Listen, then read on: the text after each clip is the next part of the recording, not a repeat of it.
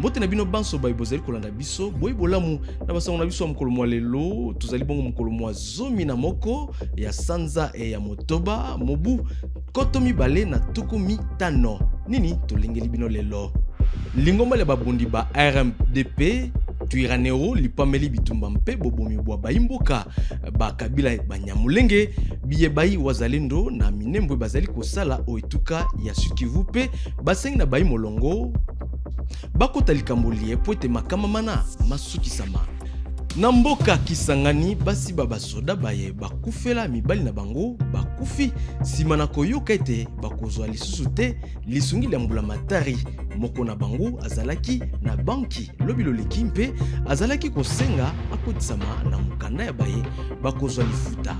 Olivier Kamitatu molobeli wa Moïse Katumbi apameli maloba ma Jean-Pierre Bemba alobaki na ntina ya Katumbi Joseph Kabila mpe bakonzi ba eyambala katoliko senko pe asakolaki ete mambi mana maloba maki mazali malokuta. Mbote lisusu na bino banso lisanga le babundi ba RMDP Twiraneho lielizali nsima ya batomboki ba AF123 lipameli onzela mukanda babimisaki lelo bobomi bwa bayimboka bakabila banyamulenge boye bayi wazalendo bafundami na kosala na ngomba ya minembwe oituka Sud-Kivu tolanda sangoena na muninga na biso Blaise Basabosi. Le mouvement accuse une coalition composée des forces armées de la RDC, de miliciens Wazalendo, des forces de défense nationale du Burundi et des rebelles FDLR d'avoir mené des attaques en armée lourde contre des civils dans la région de Rugezi, provoquant de nombreux déplacements et un climat de terreur généralisé. Selon les communiqués signés par Kamasa Ndakize Welcome, coordonnateur du mouvement Twiraneho, ces violences s'inscrivent dans la continuité d'une guerre d'extermination de Banyamulenge déclenchée depuis avril 2017. Deux villages entiers ont été bombardés, entraînant des morts, des blessés et la destruction d'infrastructures essentielles telles que les écoles et les centres de santé. Le mouvement affirme que l'objectif de ces attaques est le déracinement total de la communauté Banyamulenge, une minorité souvent stigmatisée dans l'est de la RDC. La situation humanitaire est d'autant plus critique que l'accès à l'aide est bloqué. Le blocage d'une dotation en médicaments des médecins du monde pour la zone de santé de Minembwe est une preuve éclatante du plan génocidaire en cours, déplore Kamasa Ndakize Welcome.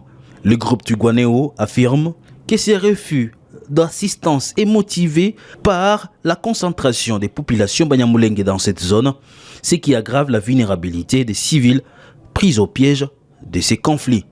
Le mouvement appelle à une intervention rapide de la communauté internationale pour mettre fin à ce qu'il qualifie de campagnes criminelles systématiques. Chaque jour qui passe sans action est un jour de trop pour des populations qui n'aspirent qu'à la paix, déclare Kamasa. Il insiste sur la nécessité de mesures concrètes et urgentes pour faire cesser les violences et permettre un retour au dialogue et à la stabilité. Nous ne pouvons pas rester spectateurs alors que nos villages brûlent et que nos familles sont massacrées. Nous ferons face à toute force qui menace la vie et la sécurité de nos communautés, conclut Kamasa Ndakize Welcome. Depuis le début de la semaine, des combats ont repris entre l'armée congolaise, le Wazalendo allié à l'armée burundaise et les combattants Twiraneho alliés à l'FC123 sur l'axe Rugezi, en territoire de Fizi, dans la province du Sud-Kivu. Une source sécuritaire a indiqué hier mardi à Kivu Morning Post que les Wazalendo alliés au FARDC allaient réussir à stopper les attaques de Twiraneho. Nangumba Kisangani basi baike baba soda baye bakufela mibali na bango babongisi bomoi babango nsima na koyoka ete nkombo na bango ebimisami te na mukanda ya baye bakozwa lisungi ntope lifuta liambula matari moko na basi bana aboyaki kobima liboso ya banki soki azwi lifuta lia ete likambolina lisalimaki lobilo leki na Kisangani. Akufi na Lubunga emotion ya mbongo mofuso akufi awa kana banki alobi na mbongo ezate mama azui emotion ba memie na moto gera banki nde futi moto bakene bakomi na nzela zoka mama akufi lelo mama oyo akwe na emotion akomi ya makolo moto ya misa tokaka na sanza oyo bakalme mbongo eza te oyo babeaki na mali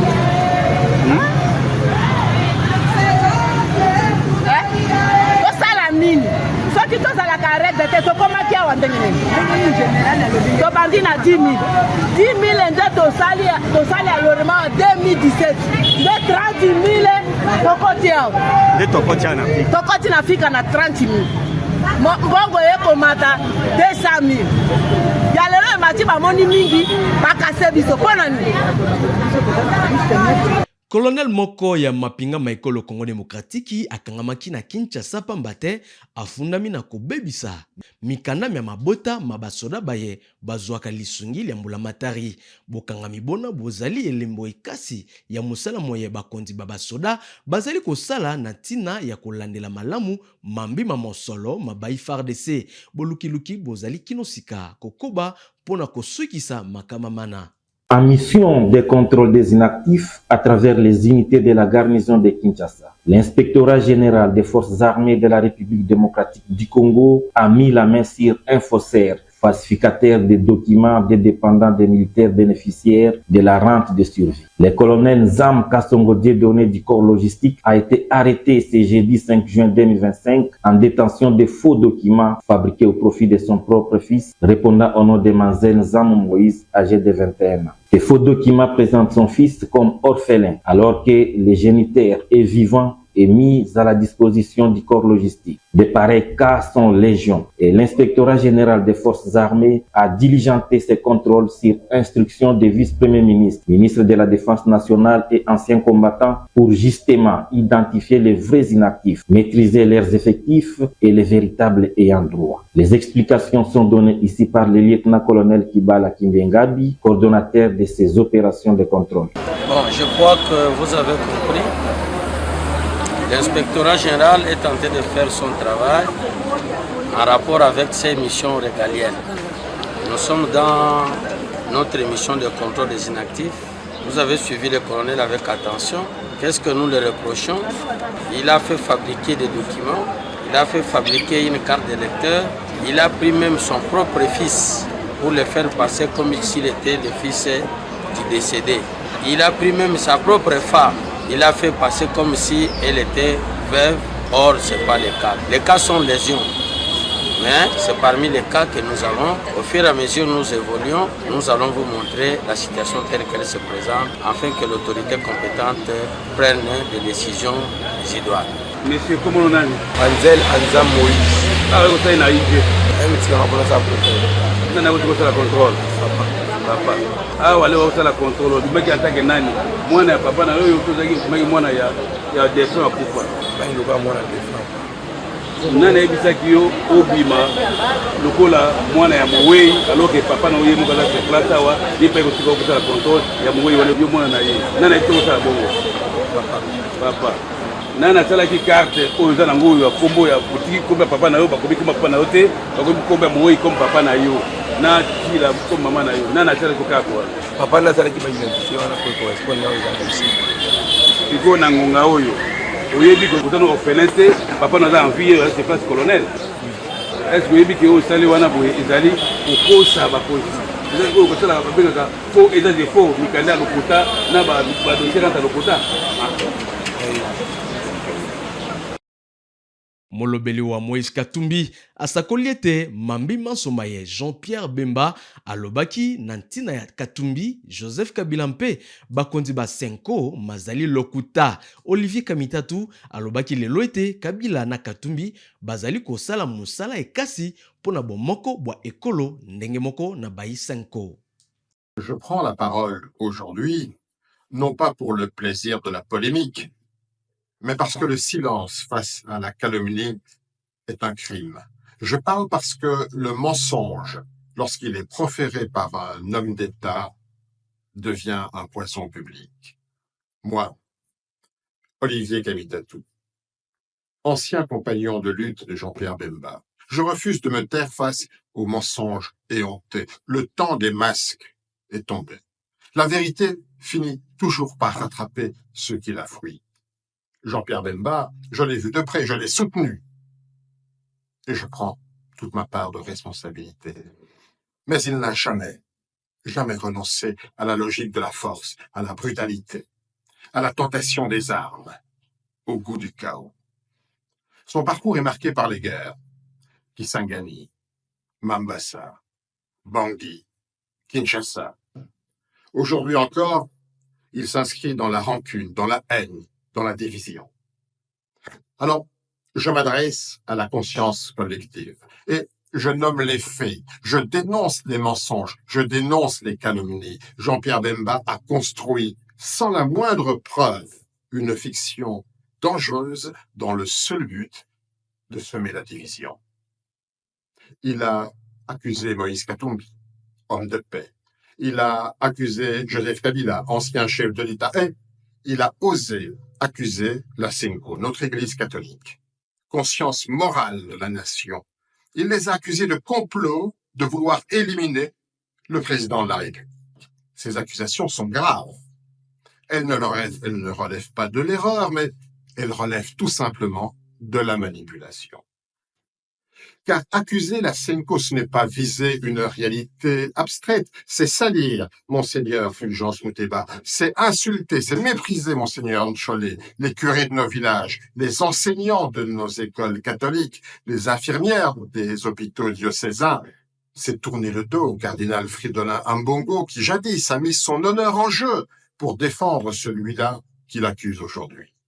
ACER lisanga ya Nations Unies pona bayeba kima bikolo bya bango ezongisaki lobi loleki na ekolo Rwanda bato na motango ya nkama misato na tuku sambo na libwa kati na bango bana bake na motango ya nkama mibale na tuku mibale na mitano baye bazalaki na ekolo Congo Démocratique mosala mona mosalemaki na lisungi ya bakonzi ba AFC 23 baye bazali kokamba mboka mingi na bituka bya Nord pe Sud Kivu. Mama jambo, habari, tuambie jina lako nani? Tuambie mulifika Kongo namna gani? Ulizaliwa huko. Sasa leo bwana nasema murudie Rwanda. Utatuelezea nini? Tunarudia kwetu. Kuna furaha kurudia kwenu? Sana. Okay. Mama jambo, habari masiku. Mulifika Kongo tangia mwaka gani? Naisha gawia huko? Ndiyo. Sasa wanasema leo murudie Rwanda. Mnafurahi au mnasema nini? Tunarudia kwetu na kuko amani. Mnarudia kwenu kwenye kuko amani. Chenda kani. Okay. Tunarudia kwetu tunafurahi sana. Tuko na kuisha kwa sisi tuende tunakunyangani tunapafika tunafuraha tunashukuru Mungu sana. Na mwenye tuleta nabo Mungu awabariki. Asante. Jua nini unafurahi? Tuko narudia kwetu. Unafurahi kurudia kwenu? Asante.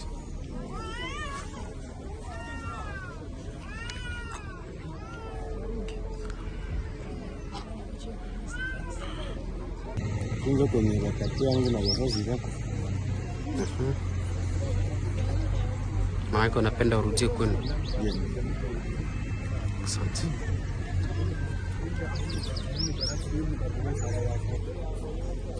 Jamii. Okay.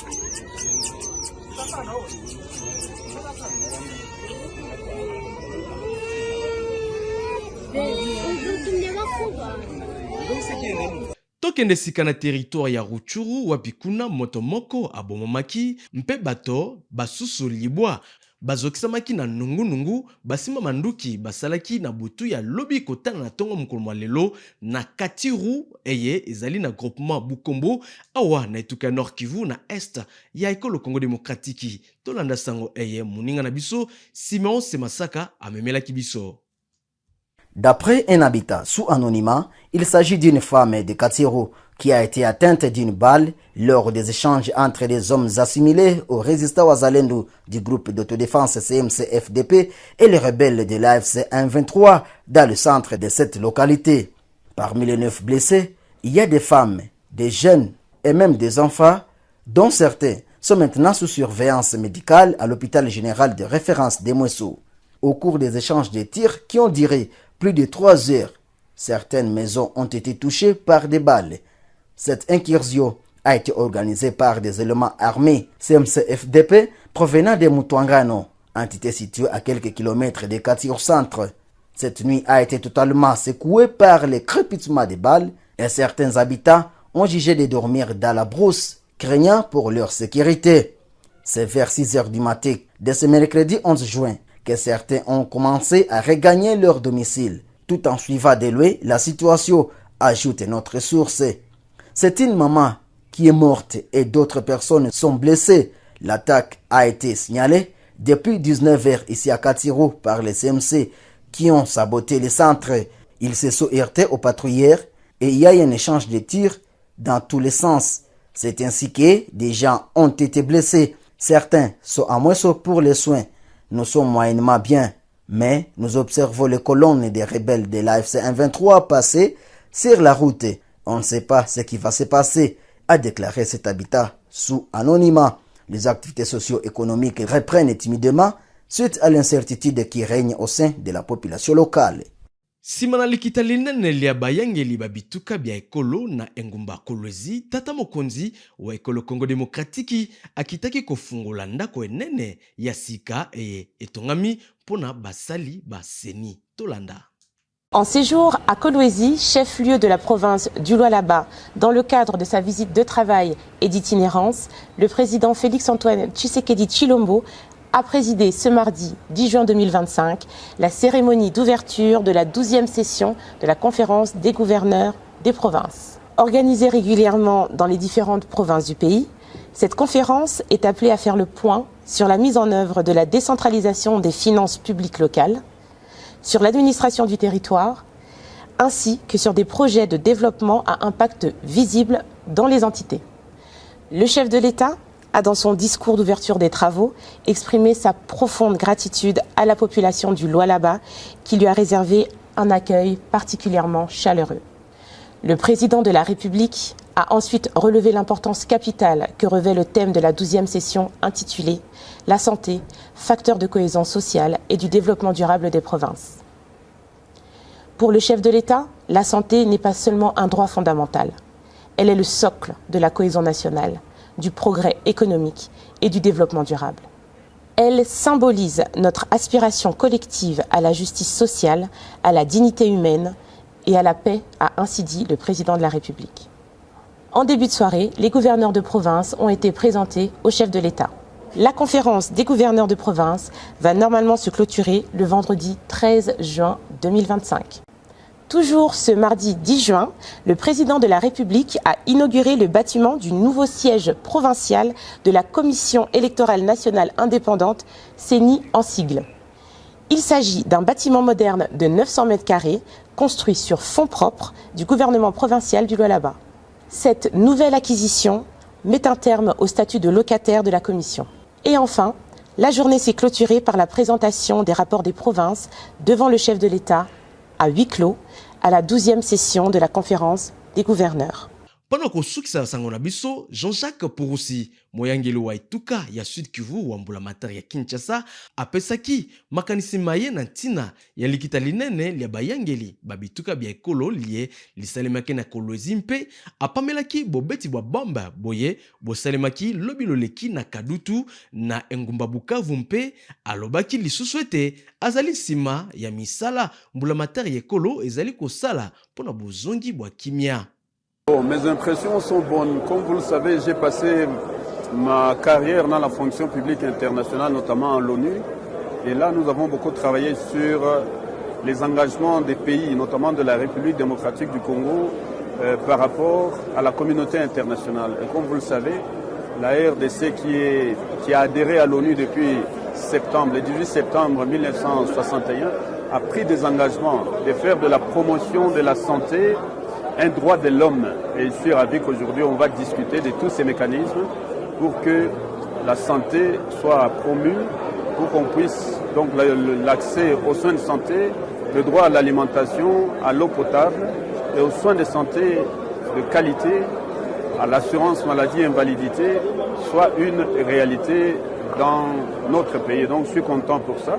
Mais je suis aussi content parce qu'il n'y a pas la santé sans la paix et la sécurité. Aujourd'hui, comme vous le savez, à l'heure où nous parlons, la conférence vient de commencer lorsque nous venons d'apprendre que le M23 vient de tirer sur la population civile à Kadutu, plus précisément à Nyamugu, tout de suite là.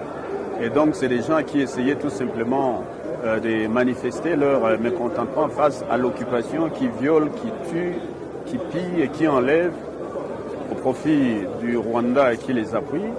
Eh bien, mes sincères condoléances donc aux familles qui viennent d'être affectées encore une fois par un énième deuil de la part du Rwanda et de leur supplétif du M23.